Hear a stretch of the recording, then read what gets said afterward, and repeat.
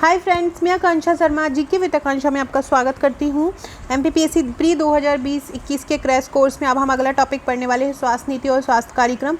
और ये 500 महत्वपूर्ण प्रश्न हैं जिसके हमने 200 प्रश्न कर लिए थे भाग 4 तक, और आज हम इसका भाग 5 पढ़ने वाले हैं। ये यूनिट 7 का बहुत महत्वपूर्ण टॉपिक है। इसकी PDF अगर आप परचेस करना चाहते हैं तो इंस्टा मोजो से परचेस कर सकते हैं। 20 से 25 रुपये में आपको वहाँ पर जो इंपॉर्टेंट PDF है, जो आपको कहीं टॉपिक नहीं मिलते, इसी प्रकार से 1 लाइनर फैक्ट आपको मिल जाएंगे।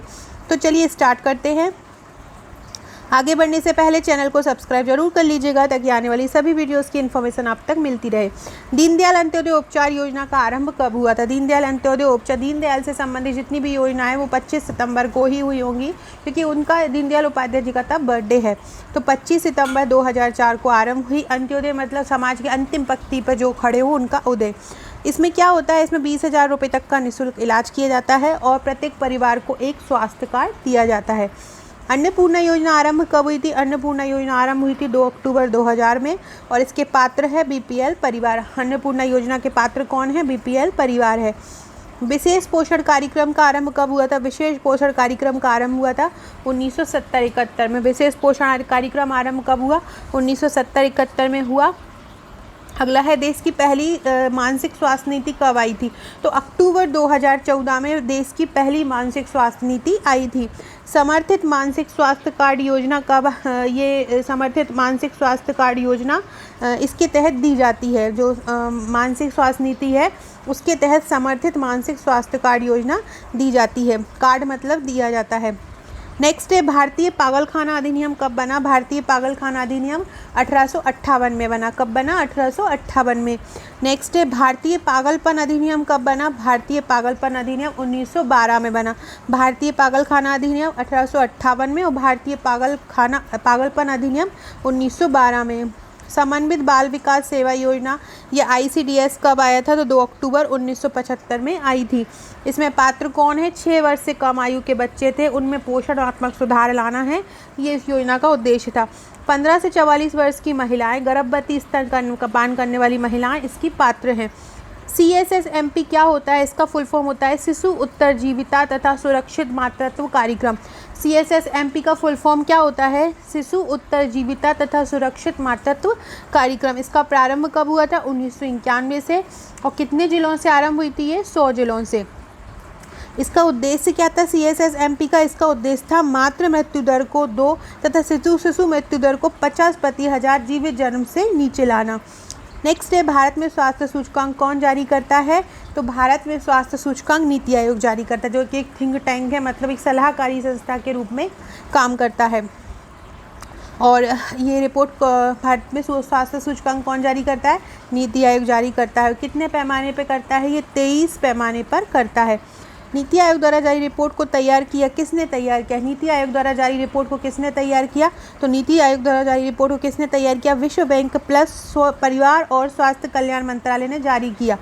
नीति आयोग द्वारा जारी रिपोर्ट को किसने तैयार किया? विश्व बैंक ने और परिवार स्वास्थ्य कल्याण मंत्रालय ने मिलकर नीति आयोग द्वारा जारी रिपोर्ट को तैयार किया। नेक्स्ट क्वेश्चन है, मध्य प्रदेश संजीवनी मोहल्ला क्लिनिक कब आरंभ हुई? मध्य प्रदेश संजीवनी मोहल्ला क्लिनिक कब आरंभ हुई थी? ये हुई थी 7 दिसंबर 2020 को। फ्रेंड्स, आप प्री का एग्ज़ाम का अगर वेट कर रहे हैं तो अभी आप 30 तारीख तक, 1 तारीख तक जब तक नहीं आता है प्री की तैयारी कीजिए, क्योंकि आज शिवराज जी ने बोला है कि अनलॉक करेंगे और धारा 144 लगाएंगे। तो अगर हम ये स्थिति को देखें तो एग्ज़ाम नहीं होगा, लेकिन हम 1% भी रिस्क नहीं लेना चाहिए और आप अपनी तैयारी जारी कीजिए। अगर 1 तारीख को कंफर्म हो जाता है कि एग्ज़ाम है तो हम उसी हिसाब से फिर तैयारी अपनी वीडियो में करेंगे। 4 से 5 वीडियो में एक दिन में लेके आऊँगी, उसी में आपके सभी सब्जेक्ट तैयार करवा दूँगी। बाकी अगर आपका एग्ज़ाम अगस्त सितंबर में होता है तो इसी प्रकार के छोटे छोटे टॉपिक में हर यूनिट के आपको तैयार करवा दूँगी, आप वही कीजिएगा। अगर आप हमारे प्री और मेंस के नोट्स लेना चाहते हैं तो ले सकते हैं। मेरे जो प्री के फाइल है वो 19 बुकलेट आपको मिलेंगी, जिसमें 16 बुकलेट 1 से 10 यूनिट तक हैं, प्लस 3 बुकलेट आपको टेस्ट की हैं। इन 3 बुकलेट में आपको 10,000 प्रश्न मिलेंगे। ये 10,000 प्रश्न ऑब्जेक्टिव रहेंगे। ये ऑब्जेक्टिव हर जो टेस्ट रहेगा वो 100 क्वेश्चन का रहेगा। इस प्रकार से 100 टेस्ट रहेंगे। टॉपिक वाइज टेस्ट हैं अलग अलग, जैसे पर्यावरण अलग है, विज्ञान अलग है, इस प्रकार से अलग अलग सब्जेक्ट है। इस प्रकार से टोटल 19 फाइल आपको मिलेंगी। इसके साथ आपको एक व्हाट्सएप का पेड ग्रुप मिलेगा जहाँ पे आपको इम्पोर्टेंट मटेरियल दिया जाएगा। अगर मेंस की बात करें तो मेंस में आपको 45 बुकलेट मिलेंगी, जहां आपको 26 अब ये जो बुकलेट है वो 46 हो गई हैं, तो अब आपको 26 बुकलेट मेंस की मिलेंगी। इसके बाद आपको 8 बुकलेट मिलेंगी पुराने पेपर की, मतलब सॉल्ड पेपर की, और 12 फाइल आपको 3 मार्कर की मिलेंगी। इस प्रकार से टोटल 46 बुकलेट मिलेंगी और आपको 90 बुकलेट मिलेंगी प्री की। इस प्रकार से 69 बुकलेट अब आपको मिलेंगी। आप ये सभी जो नोट्स हैं मेंस के टॉपिक वाइज हैंड रिटन है और प्रश्नोत्तर श्रृंखला में। प्री के नोट्स के साथ आपको जो ग्रुप मिलेगा उसमें ये सभी इस प्रकार के मटेरियल आपको सरल भाषा में दिया जाता रहेगा, और करंट अफेयर्स भी मैं वहीं पे करा दूंगी आपको। मध्य प्रदेश संजीवनी मोहल्ला क्लिनिक आरंभ कब हुआ? 7 दिसंबर 2020 में। किसकी तर्ज पर इसको आरंभ किया मध्य प्रदेश में संजीवनी मोहल्ला क्लिनिक? तो दिल्ली के मोहल्ला क्लिनिक की तर्ज पर इसको आरंभ किया। मध्य प्रदेश संजीवनी मोहल्ला क्लिनिक का आरंभकर्ता कौन है? तो ये तत्कालीन मुख्यमंत्री कमलनाथ जी जो हैं वो मध्य प्रदेश संजीवनी मोहल्ला क्लिनिक के आरंभकर्ता हैं। नेक्स्ट है, मध्य प्रदेश का पहला संजीवनी क्लिनिक कहाँ बना है? तो वो बना है इंदौर में। इंदौर में कहाँ बना है? निपानिया में। तो मध्य प्रदेश का पहला संजीवनी क्लिनिक 7 दिसंबर 2020 को आरंभ हुआ। किसकी तर्ज पर? दिल्ली की मोहल्ला क्लिनिक की तर्ज पर। और मध्य प्रदेश में कहाँ बना है? इंदौर के निपानिया में। संजीवनी महिला क्लिनिक द्वारा दवाइयाँ मुफ्त दी जाती हैं। 120 से अधिक महिला दी जाती है, 120 से अधिक दवाइयाँ दी जाती है। दीदी वाहन सेवा योजना का आरंभ किस जिले से हुआ? दीदी सेवा वाहन जो योजना है उसका आरंभ झाबुआ से हुआ। दीदी वाहन सेवा योजना का आरंभ कहाँ से हुआ? झाबुआ से। इसका उद्देश्य क्या है दीदी वाहन सेवा योजना का? इसका उद्देश्य है ग्रामीण महिलाओं में सुरक्षित प्रसव कराना। और ये जो आरंभ हुई है दीदी वाहन सेवा योजना वो 10 ग्राम पंचायतों के 29 गाँव में आरंभ हुई है। एक मास्क अनेक जिंदगी अभियान आरंभ किसने किया है? भूपेंद्र सिंह ने किया है। भूपेंद्र सिंह कौन है? तो शहरी विकास और आवास मंत्री हैं। किल कोरोना अभियान का आरंभ कहाँ से कब हुआ? 1 जुलाई 2020 को किल कोरोना अभियान आरंभ हुआ। और किल कोरोना अभियान के तहत एक एप्लीकेशन भी लॉन्च हुई। उस एप्लीकेशन का नाम क्या है? सार्थक ऐप है।